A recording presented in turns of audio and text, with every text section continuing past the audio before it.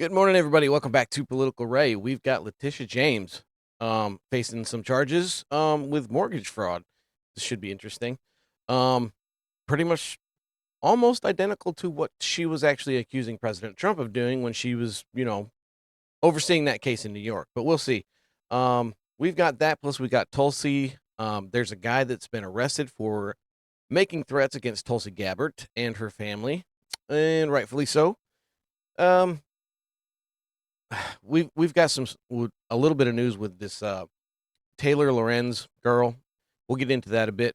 But first, before we do, hit that follow, like. Appreciate you being here. I hope everybody's having a good morning, and hope everybody has a good day. But we'll go ahead and we'll jump right into this. But I am live every Monday through Friday at 7:30 Eastern, just ahead of the Rumble lineup. So tune in and appreciate you being here. So we've got this first story. This is Letitia James. Okay. Now there's allegations, speculations. There's some documents that have been found coming out about her and with some mortgage fraud. Interesting stuff. So we'll get into this. And this is interesting. Check this out. Okay. So this is from the FHFA. And this is just the report that was put out. It says, Dear Attorney General Bondi and Deputy Attorney General Todd Blanche, pursuant to my authority as Director of the U.S. Federal Housing Finance Agency, Federal Housing, I am referring to the matter below as regulator of Fannie Mae, Freddie Mac, and Federal Home Loan Banks. We take very seriously allegations of mortgage fraud or other criminal activity such as misconduct jeopardizes the safety and soundness of FHFA's regulated entities and the security and stability of the U.S. mortgage market. In the course of exercising U.S. federal housing authorities under the Federal Housing Enterprises Financial Safety and Soundness Act of 1992, U.S. federal housing has identified matters that are appropriate for referral to the U.S. Department of Justice for consideration of criminal prosecution. Based on the media reports, Miss Letitia James has, in multiple instances, falsified bank documents and property records to acquire government-backed assistance and loans, and more favorable loans. This has potentially included 1, falsifying residence status for a Norfolk, Virginia-based home in order to secure a lower mortgage rate, and 2, misrepresenting property descriptions to meet stringent requirements for government-backed loans and government assistance. Now, this is being this number 2 one here. This is being, there was a loan that she was taking out, something to do with the fact that it had to be a 4-resident dwelling in order for her to rent out, something other like that. And it was actually a 5-unit dwelling. So that was falsified there. There's also the talks of her back in the 80s, I think it was, where she had put on documents that she was actually married to her dad, which is really weird. In order for her to obtain a residence, it's weird. But we're gonna dive into this. Excuse me. And let's see what else we got here. We got let's see the background: 604 Sterling Street, Norfolk, Virginia. On August 17th of 23, Miss James granted Miss Shamise Thompson Harrison power of attorney to make a Virginia property her principal residence. We're gonna go. Let's go ahead and go to the next clip. Well, this is a little bit. This is from Fox News. It's a little bit longer of a clip, but I wanted to highlight this because this guy that's on here he breaks it down better than I could. I'm not a scholar of this type of stuff, and I can't articulate it well enough for some people to understand. I'm not even sure I fully understand it, but all I know is that there's some weird stuff as far as this goes. But we'll take a look at this, and you tell me what you think is pretty interesting. So let's see. And now the Trump Justice Department may be a pain in her you-know-what.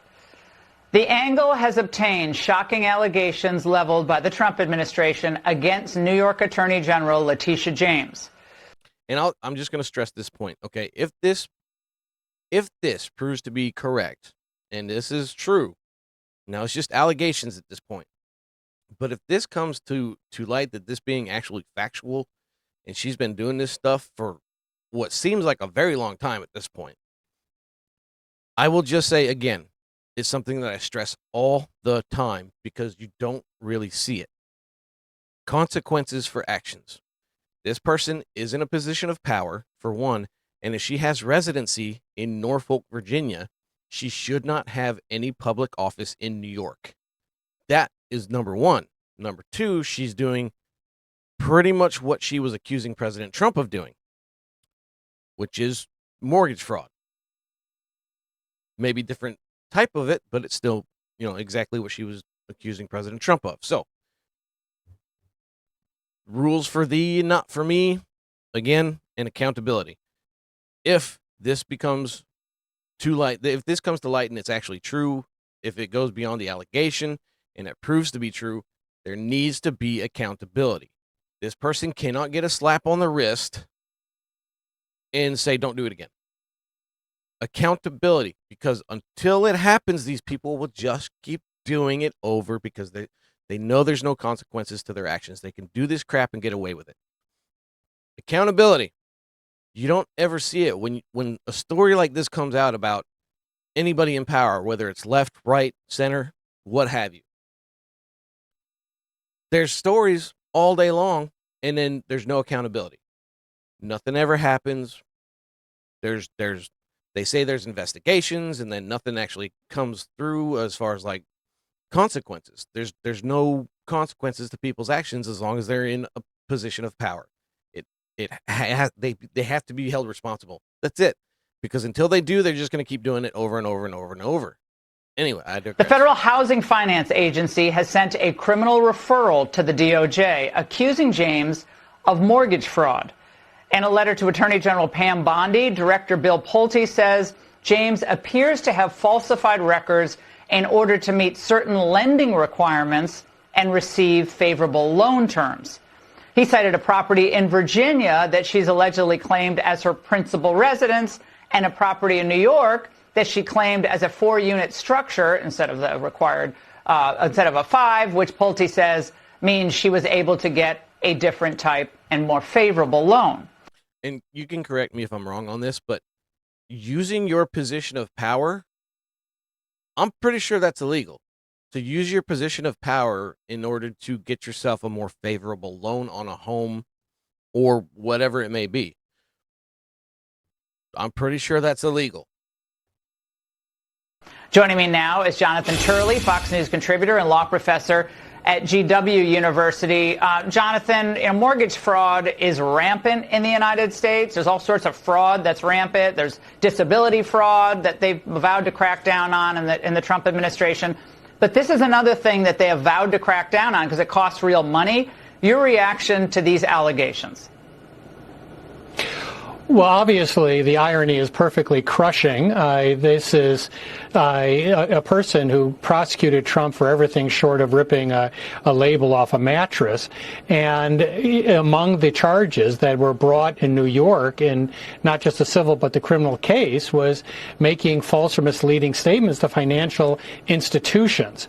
And one of these sections, Section 1014 of the federal code, is prosecuted. It took me about 60 seconds of a search to find cases that the Department of Justice brought against people who falsely claimed that property was their principal residence in order to get loans.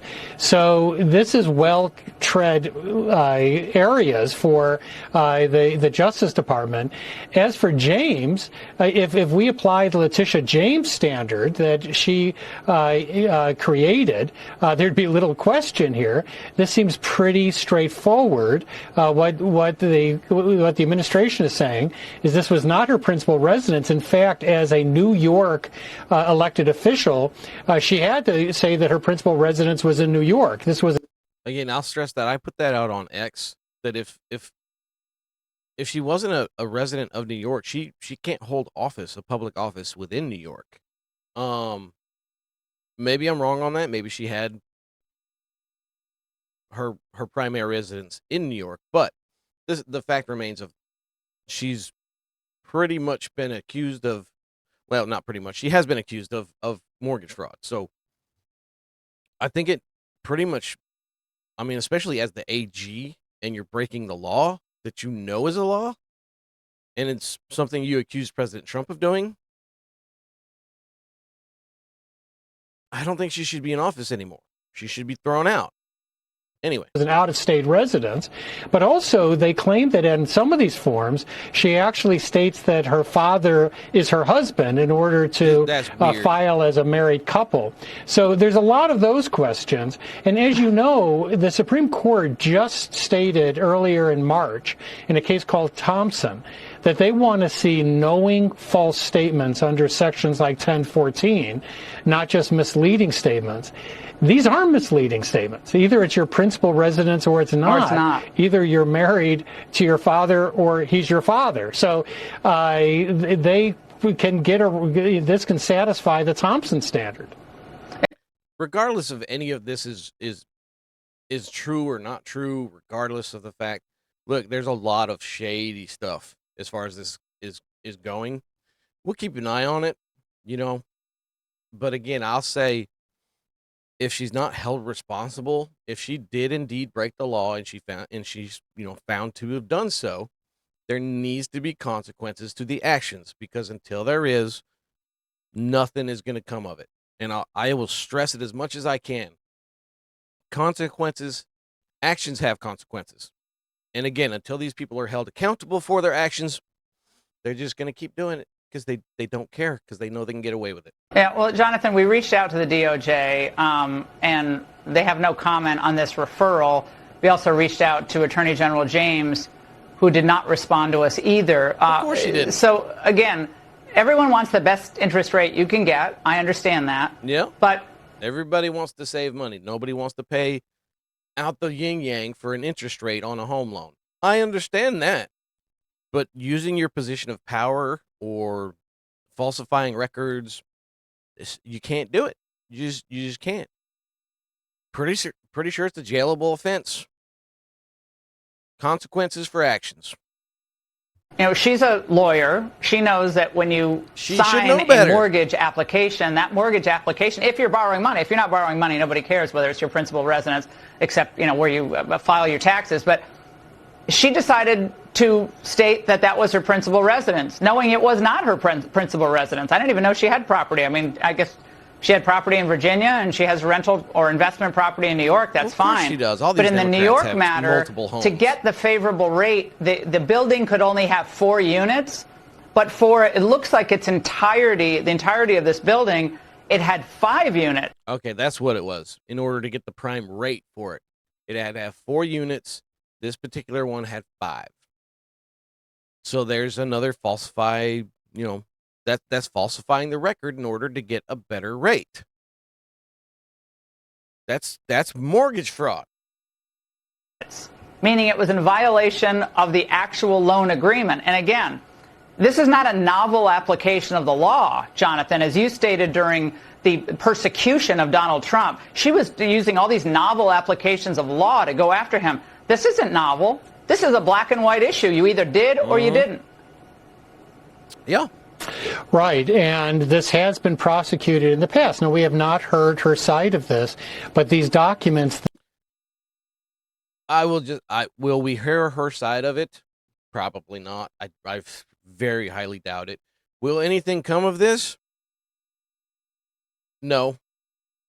If you're asking me personally, if Letitia James is going to be held responsible for this, I don't think so. Again, the Democrats do this kind of crap. They break the law, they do whatever they want because they know they don't get held responsible. Again, it sucks.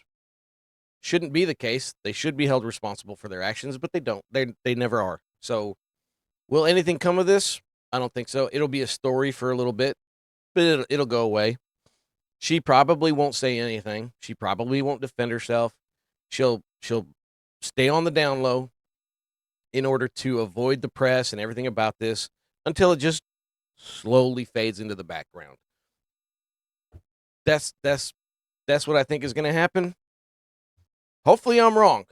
I really hope I'm wrong. I really hope that she's held accountable for this kind of crap. But I don't think it's going to happen. Themselves are quite damning. It's hard to see how the residences listed were her principal residence. The business about her father is just bizarre. That's now, crazy and I'll weird, note yes. that one of the things that Letitia James stressed in her case against Trump is that Trump had to review documents that were filed in his name. And so she dismissed the argument that this was something that Trump's people put together. She said he's ultimately responsible. So they allege that she gave a power of attorney in a couple of these instances, but according to her own standard, that's not enough. Oh yeah, so there you go. I mean, according to her, because this is the defense that President Trump took, that he had people taking care of this stuff for him, and she was the one that said, "Well, it's ultimately on him." Well, she, by her own standards, according to this guy, she did the same thing. So, what are you going to do, Letitia? Anyway, excuse me. If you don't exactly know who Letitia is, let me just show you this, because this is who she is. President Trump has called her racist. He's called her all kinds of different names too. But I think she is. I mean, I think she's full of herself. I think thinks she can do no wrong.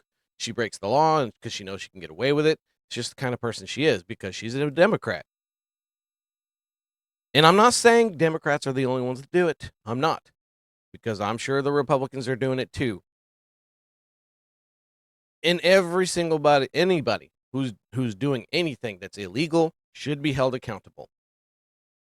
Left, right, center, I don't care. If you're breaking the law, you're held accountable for your actions. You're an adult. Actions have consequences. I digress, and I'm rambling again. But take a look at this. This is Letitia James. Just when she was trying to go after President Trump, there's just some snippets of who she really is. He's called me venomous. We will fight back to your attempt to bring Trumpism to New York City. He's called me disgraceful. Of the fact that they stole the Supreme Court seat. An illegitimate president and an illegitimate member of the United States Supreme Court. He's called me radical. Listen, we know he's crazy. We know he doesn't have a sound mind. We know he's out of control. We know he's losing it. We know his days are numbered and we will come together. He's called me a racist. We've got to stand up to an administration which is too male, too pale, and too stale. Sounds racist to me, but what do I know? I'm just a white guy. Too male, too pale, and too stale. Too male, too pale, and too stale. Thank you. You're welcome. Anyway, I don't like the woman, but that's just my personal opinion. I think that she, personally, in my opinion, it wouldn't surprise me if all this was actually true. It looks like it is, but I can't say for certain. I don't know. Sure looks like she's guilty of this stuff, though. But again, I will just stress the fact that, will anything happen to her? Probably not. Would I like it to? Yeah, absolutely. But it probably won't. Like I said, she's gonna stay out of the public eye for a week or two. This is gonna fade into the background. People are gonna forget about it, and it's gonna be just a story that went by the wayside. Because these people are never held accountable for what they do. And again, I stress left, right, center, does not matter. If you're in a position of power and you do something illegal, sure, it can become a headline for a week or two, but then it just slowly goes away. As long as you keep your head down and don't make any other noise while it's making headlines, it just goes away slowly. It'll fade into the background and nobody will remember it in a week. Sad, but true. I mean, unfortunately, like I said, look at Eric Swalwell. He's a prime example of it when he was caught banging a Chinese spy. He kept his head down for a little while, and that story went away. It's the same thing. The same thing is going to happen with her. I hope I'm wrong. I really do. I hope that she's actually held accountable if it does come out that these allegations are true, and I hope she's held accountable. But I don't think it'll happen. But anyway, we're going to move on. We got Tulsi Gabbard making news again. This time, not in a good light, but we've got her and her family were getting threats against their lives from some crazy person. And this is from the Post Millennial. We'll get into this. Let's see. Georgia man charged with threatening to kill Tulsi Gabbard and her family. This is, look, I blame the whole Luigi thing on this, because this is why I don't like making people famous over crap that they do like this.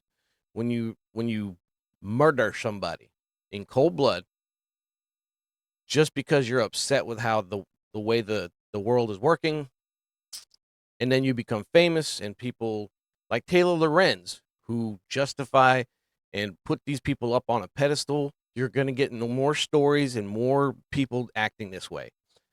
Again, that's why I don't like to put their names out there and put them on a pedestal, because I'll cover the story, but I don't give any credit to certain persons or anything like that. Just how I feel about it. But their names are out there all over the place. But we'll get into this one here. Tulsi Gabbard. Let's see. I want to make sure I don't put his name out here. A man has been arrested for allegedly threatening to kill Director of National Intelligence Tulsi Gabbard, as well as her family. This comes on the heels of arrest of a teenager in Wisconsin who has been charged for killing his parents in an alleged attempt to assassinate President Donald Trump. Now, we remember that story. I don't think I covered that one, but I do remember seeing it, where this person offed his parents so that he can get to the weapons that they had in their house in order to go and try and assassinate President Trump. Again, it just goes back to putting these kids, whoever it is, whoever it may be, up on a pedestal. Everybody's talking about it. And then they get copycats. People try to imitate what they did because they want the notoriety, and they want to be famous too. This again, not all cases. I'm not saying that's always the case. There are just some crazy people out there that just want to hurt other people. But I would say a lot of them just want the notoriety, and they want to be famous. They want their 15 minutes of fame, regardless of how it goes. But anyway, let's see. Okay, there's the guy's name. I want to make sure that that's not on there. So let me just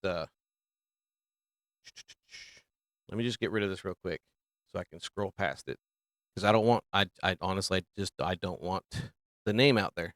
But again, people put it out there, but I don't want it. I don't want to. So let's see, make sure I got it. Okay, we'll go ahead and go back now. Oh, not that one. There we go. All right. So, Tulsi Gabbard, as well as her family, this comes on the heels of arrest of a teenager. Oh, dang, I messed it up. Anyway, you and your family are going to die soon. I will personally do the job if necessary. A text allegedly from the person. These are some of the texts. Prepare to die, you Tulsi, and everyone you hold dear, America will burn. This is insane. Anyway, just in case, I'm gonna go ahead and I think I probably already showed it, which kind of sucks, but I'm just gonna go ahead and get rid of it, and I'll just read from it. That way, like I said, we don't have any other mistakes as far as that goes. But let's see, we'll get it up here. Where was I? The suspect also allegedly posted a photo of Gabbard with her husband, with someone holding a gun up to the photo of the couple. With authorities searched the person's home, they found a firearm. Another text said, "The home you two own is a legitimate target and will be hit at the time and place of our choosing." And that was followed up by a picture of a plane crash that hit a house. And this person is not okay. I mean, he's not. But Tulsi Gabbard put out on X, "Thank you, FBI and U.S. Marshals and local law enforcement for your service and dedication in apprehending this radical, dangerous criminal who repeatedly threatened the lives of me, my family, and President Trump. Thank you for your tireless work every day keeping the." Then it went on, but it doesn't show the rest of it. But anyway, it shows a picture of said person, Georgia, for threatening communications against Tulsi Gabbard, POTUS, and at White House. Bottom line, the FBI does not tolerate threats and will hold offenders fully accountable. At least they're finally doing it now that they actually have a deputy director and a director of the FBI. People in charge that have common sense and are not going to let this kind of stuff just go by the wayside anymore. At least they're doing that. Now, that being said, with Taylor Lorenz, this is the kind of stuff that gets copycats, that gets people to go on like stuff, rampages, what have you. It's crap like this, putting these people on pedestals. Now, just this is wild to me, okay? And everybody's probably already seen this, but I want to show this because I think it's important to just highlight again these people being put up on a pedestal, and it's just wild to me. Just listen to what she says. If you haven't seen this, you're gonna be stunned. Hilarious to see these millionaire media pundits on TV clutching their pearls about someone standing a murderer when this is the United States of America, as if we don't lionize criminals, as if we don't have, we don't stand murderers of all sorts, and we give them Netflix shows. Listen to this. She is laughing about this. Just there's a huge disconnect between the narratives and angles that sort of mainstream media pushes and what the American public feels. And you see that in moments like this. And I can tell you, I saw the biggest audience growth that I've ever seen, because people were like, oh, some journalist is actually speaking to the anger that we feel. The women who got her outside court in New York. So you're going to see women especially that feel like, oh my God, right? Like, here's this man who's revolutionary, who's famous, who's handsome, who's young, who's just smart. He's a person that seems this morally good man, who's a morally good man. The guy murdered somebody on a street corner, and he's a morally good man.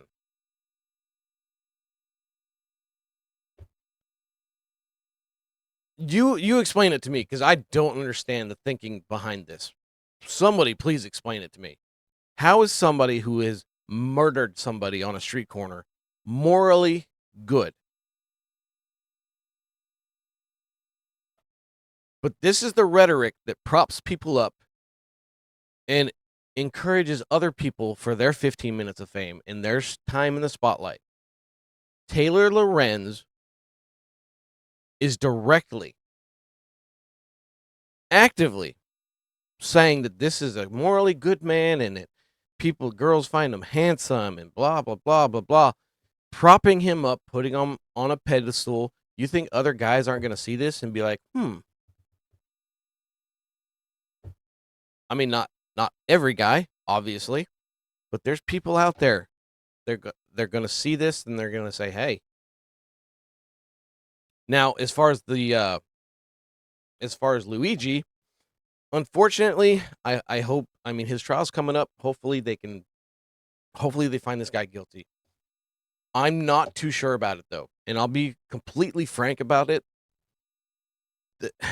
The way that this guy has been propped up, the way he's being portrayed in the media and everything else, you don't think that there's going to be protesters at the courthouse during his trial?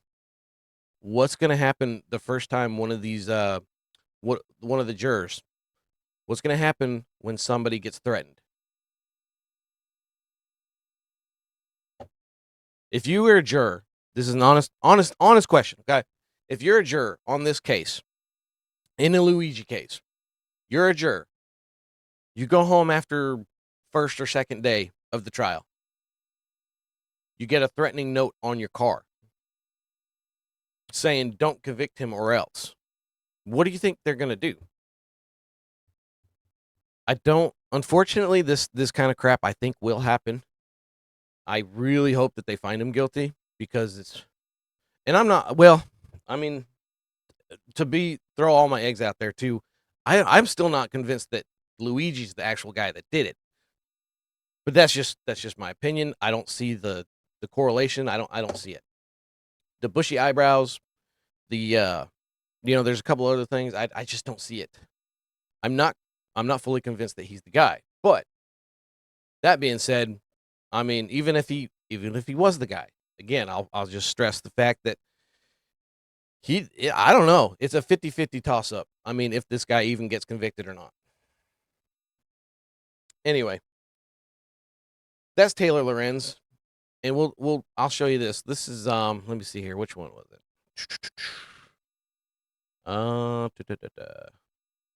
Here we go. Luigi Mangione copycat unmasked as his mother reveals why he turned up at a United Healthcare ready to kill. Look, I'm not going to show this one just because of the fact that, again, I don't want to put the names of somebody out there who's doing something like this. Anyway, this is from the Daily Mail. An apparent Luigi Mangione copycat who turned up at United Healthcare's Minnesota headquarters with a gun has been unmasked in his police mugshot. Tell the person arrived at this facility just 4 months after Mangione gunned down a CEO in New York. The FBI Minneapolis field office told DailyMail.com Wagner contacted them at around 10:47 a.m. and issued threats of violence directed at the United Healthcare facility if specific demands were not met. Within minutes of receiving the call, the FBI initiated a coordinated response with our partners, an FBI spokesperson said.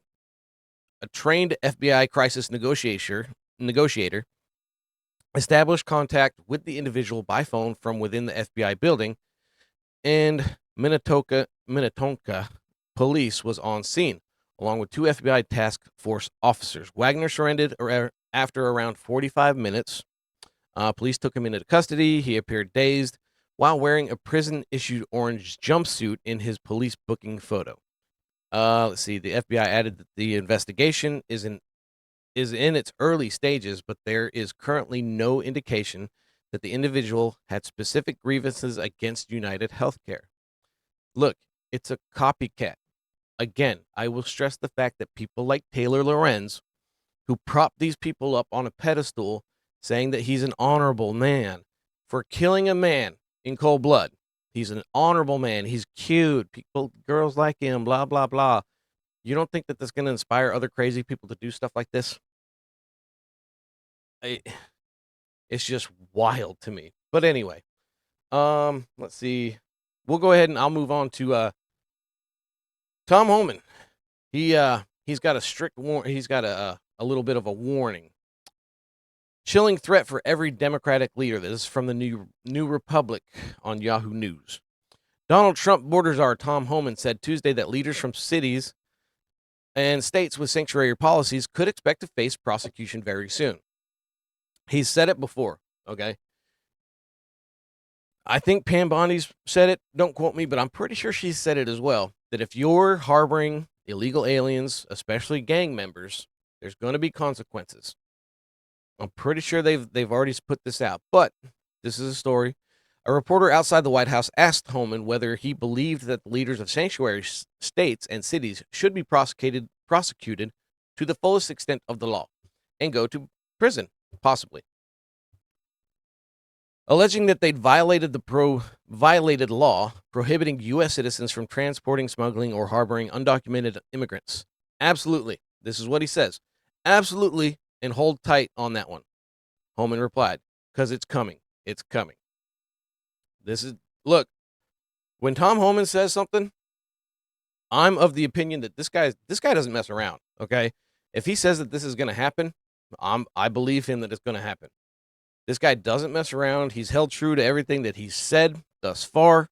And if he says that arrests are going to happen for people harboring, especially the criminals, why would you even do that? Violent gang members. I will never understand how people will advocate to keep gang members on American streets where your kids are running around and everything else. I don't understand it. I don't want these people in our communities. I don't understand how anybody else would either. I digress. Sanctuary cities and states have policies in place that limit coordination and information sharing with federal immigration authorities about non-citizens. This allows non-citizens to be able to report crimes, acquire homes and jobs, and participate in society without fear of being deported. Look, if you're here illegally, they've already put out the what's that, the APB, AB1s, whatever app that thing is.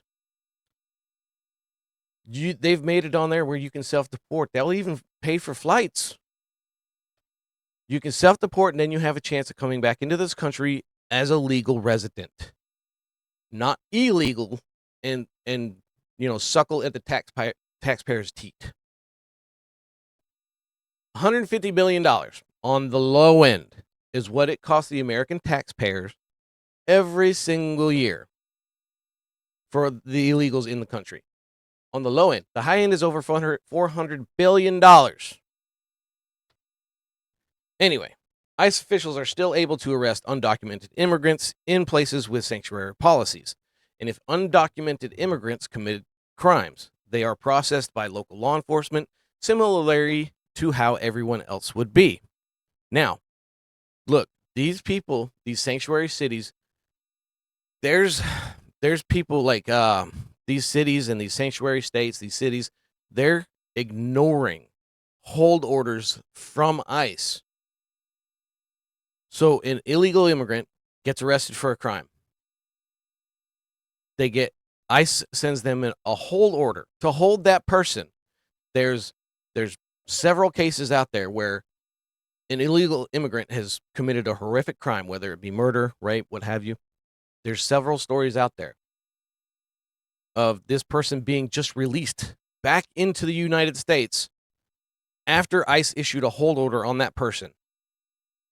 But because they're a sanctuary state, sanctuary city, what have you, they just say, no, release them. That way ICE can't get them. They're committing horrific crimes, and then they're releasing them back into the United States. Why? And people are defending this. Anyway, well, let's see. It lists all California, Colorado, Connecticut, Massachusetts, Jersey, Rhode Island, Utah, Vermont, Washington, all sanctuary states.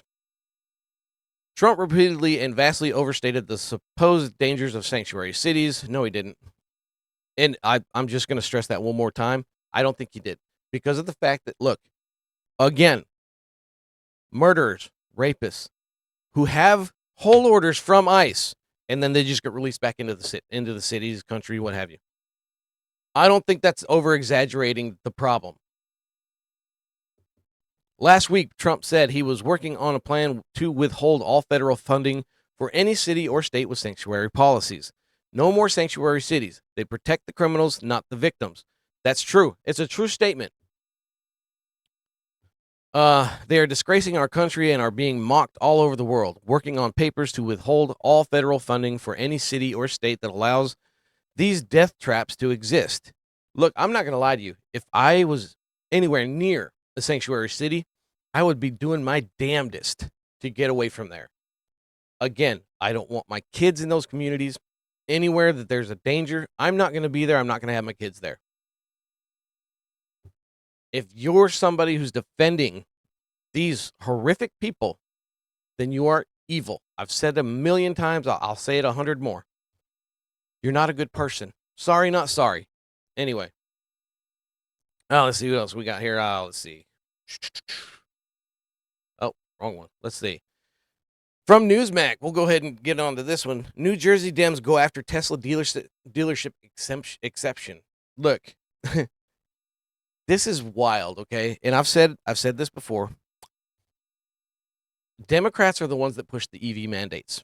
This article just proves the point that I've been saying ever since these attacks against Tesla owners, the dealerships, charging stations, what have you, ever since this crap started, because Elon used to be center left, now he's with the Trump administration, and people hate him for it.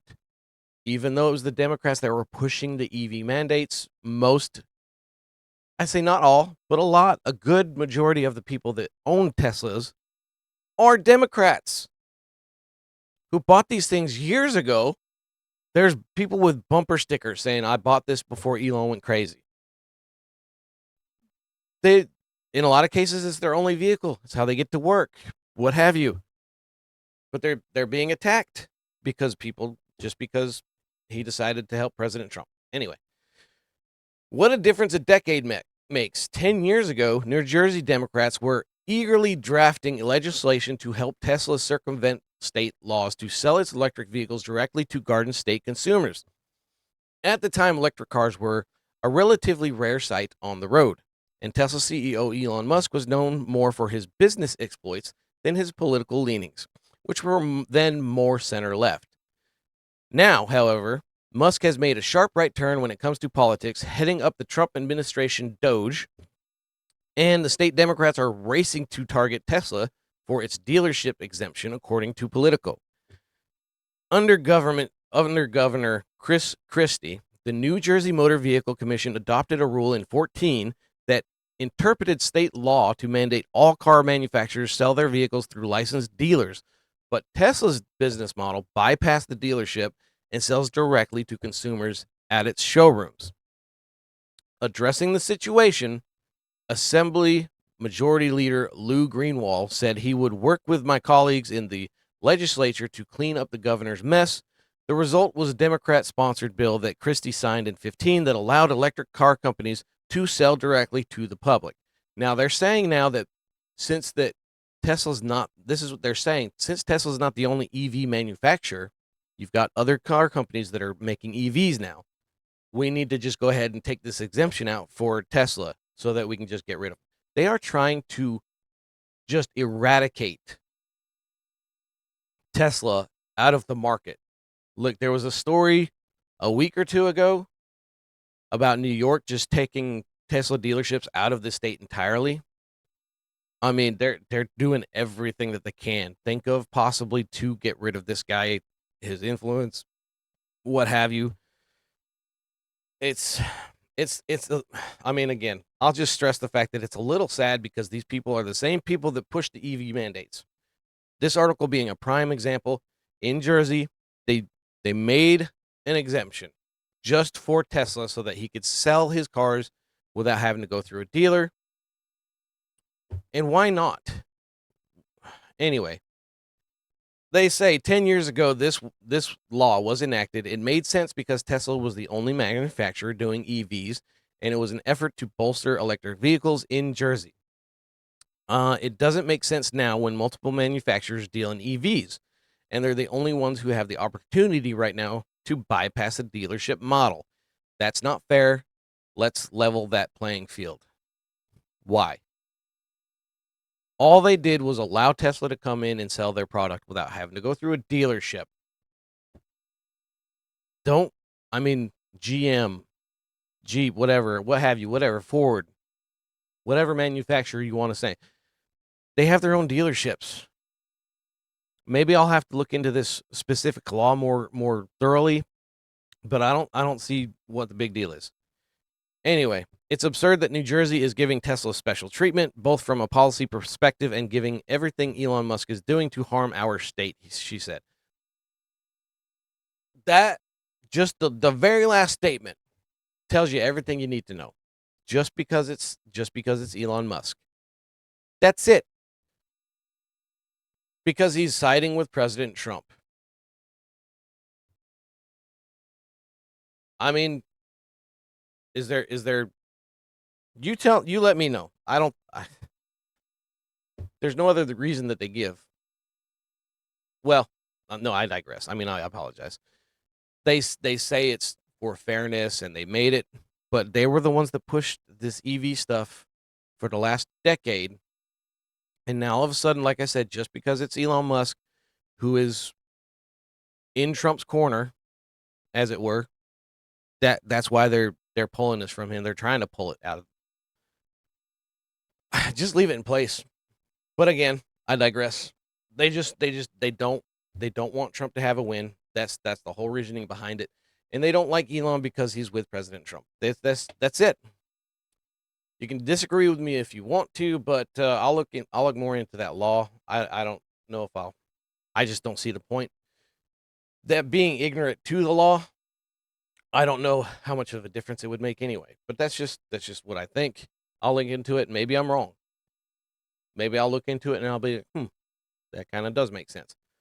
But I don't see it. Just given the track record from the Democrats and them doing everything they can to not give Trump a win, not letting Elon do what he needs to do, it makes me think that they're just doing whatever they can think of.